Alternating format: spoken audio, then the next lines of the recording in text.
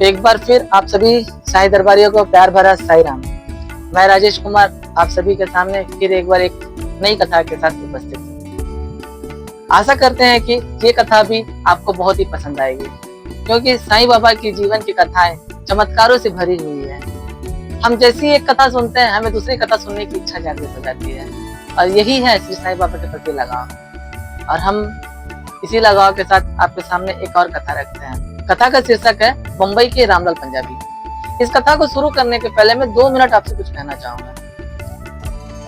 मैंने अक्सर देखा है कि लोगों की एक शिकायत रहती है कि साईं बाबा हमको बुलाते नहीं है, साईं बाबा हम जा नहीं पाते हैं। अरे मेरा जाना होता है लेकिन मैं जा नहीं पाता हूँ, मैं कई सालों से सोच रहा हूँ, मैं जा नहीं पाता हूँ। इस तरह से कई तरह की वार्ता ना मैं कई सालों से सुन रहा हूँ, और मैं सबको एक ही प्यारा सा जवाब देता हूँ, बाबा तो बुलाए पर आप ही जा ना पाए।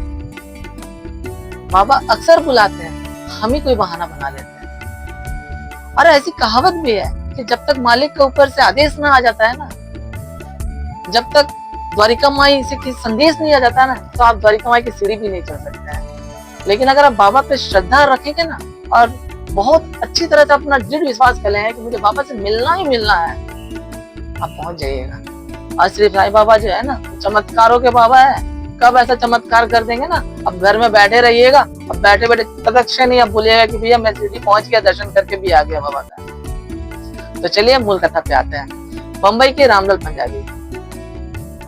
बम्बई के एक ब्राह्मण थे जिनका नाम था रामलाल पंजाबी। उन्होंने एक बार स्वप्न में एक महंत को देखा,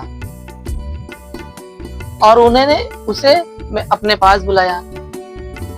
अब उस महंत को देखने के बाद वे इतने उनके प्रति आकृष्ट हो गए ना कि वो उनके पास मिलने जाना चाहते थे। बाबा उस समय सजीव थे, और सजीव में बाबा ऐसे ऐसे दर्शन देते थे ना, आपको मैं आगे जब नई नई कथा सुनाऊंगा ना, तो उसमें आप जब जानिएगा तो आप भी आश्चर्यचकित रहिएगा। तो रामलाल पंजाबी को भी उस समय बाबा ने एक महंत के रूप में दर्शन दिया। रामलाल पंजाबी तो जानते नहीं थे भैया ये महंत कौन है, कहाँ है, कैसे है, बस लेकिन उसकी एक इच्छा जागृत हो गई कि मुझे जाना है और इन बाबा से मिलना है। कुछ भी हो, उनका आकर्षण इतना तीव्र हो गया था कि वो उनसे मिलने के लिए पूरा बेताब हो गए थे। और जो निमंत्रण देता है ना, वो आपके आगमन का रास्ता भी बनाते हैं। तो साईं बाबा ने ठीक वैसे ही किया। उसी शाम को रामलाल पंजाबी अपने मोहल्ले में टहल रहे थे। उन्हें रास्ते में एक दुकान पे देखा, एक चित्र टंगा हुआ था जो श्री साईं बाबा का था, और इस चित्र में श्री साईं बाबा एक महंत के वेश में खड़े थे। जब रामलाल पंजाबी जी ने उसे देखा तो आश्चर्यचकित रह गए कि स्वप्न में मैंने जिस महंत को देखा उनकी आकृति तो इनसे बिल्कुल मिलती जुलती है। तुरंत गए उस दुकानदार से चित्र खरीद लिया। पूछा कि भैया ये कौन है, तो उन्होंने बताया कि शिरडी के साईं महाराज हैं। बस देरी ना की, पुरिया बिस्तर बांधे और निकल पड़े शिरडी को।